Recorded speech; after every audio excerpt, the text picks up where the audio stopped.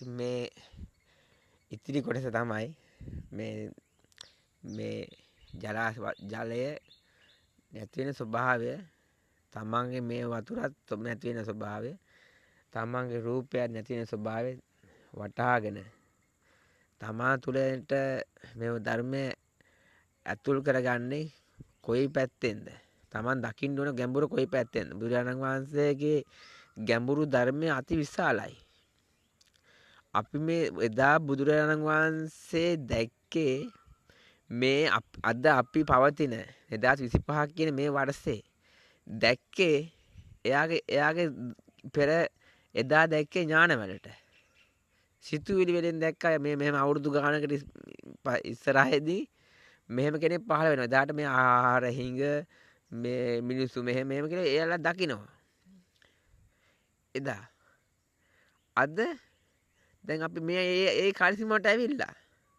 දැන් අපි අද කියනවා බුදුරජාණන් වහන්සේ මෙහෙම අද මේ කාලසීමාව බුදුරජාණන් වහන්සේ එදා දැක්කා.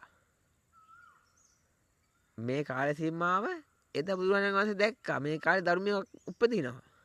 ධර්මයේ මතුවෙන්න ඕනේ මේ කාලසීමාවේ. කියලා එදා ඒ බුදුරජාණන් වහන්සේ දැනගත්තා. අන්තිම බෝසතාණන් වහන්සේ යලිත් මේ ශ්‍රී ලංකාවේ බුදු වෙනවා කියලා දන්නවා. බුදුරජාණන් වහන්සේ තමයි යා කියන්නේ. දැන් මේ පහළ වෙන මේ බෝසතාණන් වහන්සේත් මොකද වෙන්නේ? එයාට පුළුවන් ඊළඟ මේ බුදු වෙන කෙනා කියන්න පුළුවන් අහවලා කියලා. එහෙම කියන්නේ සත්‍ය තියෙනවා. ඒ ධර්ම මේව කරවන්න ඕන කෙනෙකුට ඒ ධර්මයේ ගැඹුරු ධර්මය ඇහුවට පස්සේ ඔයාලට වැටහෙනවා මේක.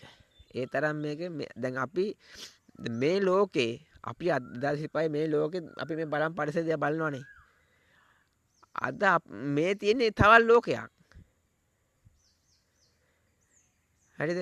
එතකොට එතන බුදුරජාණන් වහන්සේ දැක්කේ ලෝකෙ මොකද්ද? අපි කියන්නේ කතන්දරනේ. අර මොකක් හරි කවියක් හරි ගාතාවක් කියලා ඒක තේරුම මේවා කරලා ඒකේ විස්තර යනවා කියන්නේ. ඒතර කතාවකට තමයි හැදෙන්නේ. ඒතර ඒක කතානේ. කතාවට යන්න තුන් බුදුරජාණන් වහන්සේ දැකපු දේ මනුස්සය ළඟ ගැලවීම. මේ භවයේ සංසාර යන භවයේ ගැලවීම තේරුම් කරලා දුන්නට පස්සේ එයා මොකද වෙන්නේ? මේක දැනගන්න. මේක මේ ස්වභාවය ධර්මයේ වෙනදී දැනගන්නවා. දැනගත්තට පස්සේ බුදුරජාණන් වහන්සේගේ ගැඹුරු ධර්මය මේ විශ්වයේ තියෙනවා කියලා අපිට දැනගන්න පටන් ගන්නවා. කොහොමද? යටපත් වෙලා තියෙන යටපත් වෙච්ච ධර්මය උඩ දානවා. මොල්ලි දානවා. දැන් මේ වතුර ගලාගෙන ගියාට මේ ජලය ගලාගෙන ගියාට ඔක මොල්ලි දායිද? මොල්ලි දානවනම් කොහොම කරන්න ඕනේ? ඒක පැත්තක් උස්සලා කොතන පොඩි තව්වක් තියන්න. උතර මොල්ලිද උඩ දානවනේ. මේ වතුර උඩ පයින් වතුර. මේ වතුර පුළන් මොල්ලි දානවා කියන්නේ. උණු කරපුවම උඩ පයින් වතුර. ඒ විදියට එක විමර්ශනය අරන් තමා තුළින් බලනකොට එදා තිබ්බ ලෝකෙයි අද තියෙන ලෝකෙයි වෙනස්. බුදුරජාණන් වහන්සේ දැන් අපි කියනවානේ පෙර කළ ආත්මක පෙර කළ නෙමෙයි මේ ගිය ආත්මවල කරපු පව්පින් වල අනුව තමයි මේ ආත්මේ මනුස්ස උපතේ උපදින්නේ. ඒතර මනුස්ස අපේ ඉපදෙලා තියෙන්නේ පෙර ආත්මේ පින් කරපු නිසා. ඒතර මේ ආත්මේ මේ ධර්මයක් ඇහෙන්න හරි තියෙනවා කියන්නේ ඒ පින නිසා. එතකොට මේ පින නම් මේ ගිහියට ස්වාමීන් වහන්සේලා මේක දැනගෙන තමා බලනවා මේක.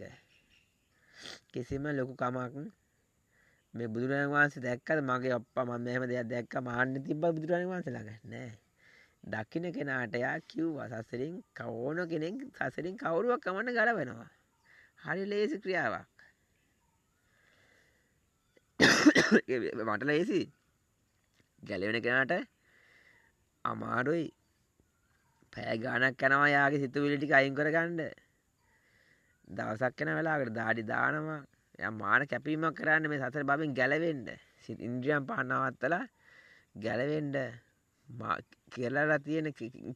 කරලා තියෙන පව් සියලු දේ යාට මතක් වෙනවා. ඒ පව්පින් මතක් වෙලා යාට එන්නේට හිර වෙනවා. ඒ මොහොතට මේ ඇඟ හිර වෙනවා. හිර වෙලා අර බර බිම තියාගන්න බෑ. මෙයා හිර වෙලා අන්තිමට මාර්යා තමයි මේ හිර කරන්නේ. හිර කරලා මෙයා අන්තිමට මොකද වෙන්නේ? මේ රූපේ බුදුරජාණන් වහන්සේ ධර්මයේ සත්‍යය ධර්මය එයාට වැටහෙනකොට මොකද වෙන්නේ? අර රූපේ අනිත් පැත්තට ගලා වැටෙනවා. එතකොට එතන එයාට තද නින්ද ස්ථිරයි. තද නින්ද කියන්නේ මොකද්ද? තද නින්ද කියන්නේ මොකවත් නැති ස්වභාවය. මොකව ධර්මයේ මේ විමර්ශනා කරලා දුන්නට පස්සේ ඒ දකින්නේ කාගේ ධර්මයේද? බුදුරජාණන් වහන්සේගේ ගැඹුරු ධර්මය. ඒ ධර්මයෙන් එයා නින්දට ගිහිල්ලා එයා අවදි මොකක් නැති ස්වභාවයේ ඉන්නකොට එයා බුදුරජාණන් වහන්සේගේ මව් කුසක ධර්ම කුසක ඉන්නේ. ධර්මයෙන් කුසක. එයා හිමීට මේ රූපේ වෙන් වෙලා එතනින් මමත්වයේ ඇහැරෙනවා. ඒ ඇස් දෙක ඇරලා බලනකොට බුදුරජාණන් වහන්සේගේ ලෝකේ තමයි අර නැති ස්වභාවයේ හිටියේ. නැති ස්වභාවය යා තදනින් ධර්මයෙන් ගැලවිලා එතන පැයක ප්‍රෝණ වෙලා නිින්දින්ද තියන්න පුළුවන්. එයා නිින්ද හිටියට පස්සේ යා නැගිටිනවා. බුදුන්ගේ ධර්මයේ ලෝකයෙන් නැගිටිනවා. ඒ නැගිටලා බලනකොට එයා නැගිටින්නේ දරස් ගාලා නැගිටිනවා. ආයේ මේ මට නිින්ද ගියානේ කියලා. නැගිටලා එයා හිමීට නැගිටලා පොඩ්ඩක් බලනවා වටපිටාවේ. පංගුකයි ගැස්සෙනවා. එහෙම කට්ටිය ඔක්කොම ඉතින් මම නිදාගෙන ලැජ්ජයි. මෙච්චර පිරිසක් පිටිපස්සේ මගේ ළඟ කට්ටියක් ඉතින් මට නිින්ද ගිහිල්ලානේ. මට නිින්ද යන්නේ කොහොම එහෙම නිින්ද ගියේ? කියලා එයා නෝන්ඩු වෙනවා වගේ. නෝන්ඩු නෙවෙයි. එයාට එයාට සත්‍ය අවබෝධ කරලා දෙන්නට පස්සේ එයා සතුට වෙන අන්තිමට මට දැන් කොහේ ගියත් වැඩක් නැහැ.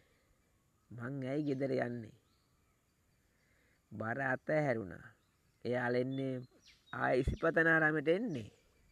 අද පන්සලට දායක සභාවට එන්න කියලා පණිනවනේ මිනිසුන්ට. ඔය මිනිස්සුන්ට මේ ධර්මය දුන්නා නම් ඒ මිනිසුන්ට ප්‍රශ්න ගොඩයි. ඒ ප්‍රශ්න උත්තර හපයා ගන්න එන්නේ කොහෙටද? පන්සලට නයි ඉබේම. පන්සලට වරෙල්ලා කියන්න අවශ්‍ය නැහැ. පීකේ ලන්ස් කරන්න ඕනේ නැහැ. පීකේ දාන්න අවශ්‍ය නැහැ. එයාලා මේක තමන් තුළින් තමා ධර්ම දකිනකොට මේක මොකද වෙන්නේ? විස්තර වෙන තමන්ට ප්‍රශ්න ගොඩාක් මතුවෙනවා. ඒ ප්‍රශ්න මතුවෙනකොට කොයි වෙලේ පන්සලේ ඒ ධර්ම දැකපු ස්වාමීන් වහන්සේලා ඉන්නවනේ. එයාලා මම මේ දැක්කා මම නිවන් දැකලා ඉන්නේ. සතපෙබි මේ නිදාගෙන ඉන්නේ නැහැ. සතපෙන්නේ ගිල්ල නැහැ. එයාලා කොයි වෙලේ මොකද කරන්නේ? සාකච්ඡා කරනවා. මේ ධර්මයේ විශ්වයේ තියෙන ධර්මයේ දකින්න කොයි වෙලේ දකින්නවා. ඒක දකින්නවා කියන්නේ මේක අපි මුළු දවසේම මොකද කරන්නේ මුළු දවසේම පැය 24ම අපි දකින්නේ බුදුන්ගේ ලෝකෙන් තප්පර ගාණක්. මමත් බුදුන්ගේ ලෝකෙ දකින්න තප්පර ගාණක්. අපිට දැන් ඉන්න පුළුවන් මුළු දවසම ඉන්න පුළුවන් විදිහට අපි ගේම ගහ ගන්නවා. ප්ලෑන් කර ගන්නවා. මෙතෙන්ද සිතුවිලි මං එන්න දෙන්නේ මං දැන ගන්නවා. මේ පහළ වෙන දේවල් ඔක්කොම නැති වෙනවා ඇති වෙන දේවල් මං දැන ගන්නවා. කොහොමද දැනගන්නේ? කියලා දෙනවා. ඔතන තමයි ධර්ම විකෘති කරේ. කොහින් හාඳුල්ලා කර කියලා කොච්චර ධර්ම කිව්වත් විකෘති කරපු තැන අහුවෙන්නේ නැහැ. ඒක දැන් බස් එක ස්ටාර්ට් කරාට මොකද වෙන්නේ? ස්ටාර්ට් කරන තෙල් දාන්න බෑ. බස් එක හැදුවට බෑනේ. දුවන්න තෙල් ඕනේ. තෙල් තිබ්බා දුවන්න පුළුවන්ද? යන්න පාරක් තියෙන්න ඕනේ. පාර දෙපැත්තට තියෙද බස් එකකට යන්න පුළුවන් පාරක් තියෙන්න බෑ. තමා තුළින් දකින්න තියෙන දේවල් මේක මේ ගැඹුරු මම ගොඩක් දැන් සරලව කියන්නේ මට තියෙන මේ බුදුරජාණන් වහන්සේගේ ගැඹුරු ධර්මය මේ ගොඩාක් මේ දැන් තියෙන භාෂාවට ගලපලා කියන්න අමාරුයි. කරන්න දෙයක් නැහැ කියන්න වෙනවා. ඒතර වචන අර පොත්පත්වල තියෙන වචන වලින් මම ඔය දන්නේ මම දන්නේ එදා බුදුරජාණන් වහන්සේ ධර්මයේ තේරුම් කළ දුන්නේ මේ ටික කියලා දෙනකොට ඔය ස්වාමීන් වහන්සේලා තේරෙනවා ඔය කියන්නේ මේ ටික ඔය කියන්නේ. මේ ඔය කියන්නේ අහවල් ටික. කියලා මේ පොත්පත් වලට වැටෙනවා ඒවා. තේරුම් කළ දෙනකොට. විඥාන කියවනේ ඥාන මං කියන්නේ ඉන්ද්‍රියන් පහ ගැන මං කෙලින්ම කියන්නේ ඉන්ද්‍රියන් පහ. තම ළඟ තියෙනවා. ඇස කන නාසය ඔය ටික තියෙනවනේ. ඔය ටික තමයි මං කියන්නේ. පේන දේ. වෙන රවුම් වලින් යන්නේ නැහැ. ඔතන කෙටියෙන්ම මිනිස්සුන්ට කෙටියෙන්ම දෙන්න පුළුවන් දේ තමයි බුදුරජාණන් වහන්සේ තේරුම් කරලා දුන්නේ. ධර්ම විකෘති කරේත් ඔය කෙටියෙන්ම දෙන්න පුළුවන් මිනිස්සයා සසරින් ගැලවෙන කොතනද? ආන් එතන මිටි කරලා මොකද කරවේ? ගුලි කරලා ගැහුවා පොළොවක් අස්සක. විකෘති කරලා දැම්ම වෙනක් එළියට. කවද මතුවේද? මතුවෙන්නේ නැහැ. හොයන්න පුළුවන්ද? හොයන්න බෑ. හොයන්න පුළුවන් කාටද? හොයන්න පුළුවන් කාටද හොයන්න පුළුවන්නේ මේ ධර්මයේ දකින්න කෙනෙකුට පුළුවන් ඔන්න මෙතන තමයි හැංගුවේ කියලා හොයාගෙන ඉවලයව සරස් ගාලා ඒ දේ ගන්නවා. වැටහෙනවා මෙන්න මෙතන මේ වගේ තැනක හංගලා තියෙනවා මේ සීළු දේ දැනගන්නවා. මෙතන තමයි හංගලා තියෙන්නේ. මේ හංගපු ටික අරගෙන මේ ලංකාවේ ස්වාමීන් වහන්සේලාට මේක දුන්නා නම් මේක ඒ ආනෝලා මේක තේරුම් කරලා බැලුවා නම් මෙතනින් එයාලා හරි ජීවිතේක දාගෙන ලස්සනට බැබලෙනවා ශ්‍රී ලංකාවේ. බැබලෙන විදියක් නැහැ. ඇයි? අර ඕන තැන පොළොව අස්සේ ගහලා තියෙන්නේ. ඒ ගැහුවට පස්සේ හාන්දුරට බැබලෙන විදියක් නැහැ. භවය අල්ලගෙනම තියෙන්නේ. අර හාන්දුර කොන්න වෙන්නේ මොකද දන්නවද? ගිහියා වගේම හාන්දුරොත් බරක් ඔළුවේ පන්සල ඔළුවේ තියාගෙන ඉන්නේ. සසර අත්තරින්න කියන පන්සලට එන්නේ. ඒ උන්වහන්සේ තැයිලා ඔළුවේ තියාගෙන ඉන්නේ. නිවන් දකින්නත් වෙලාවක් නෑ. හාන්දුර බඩ කෝටියයි.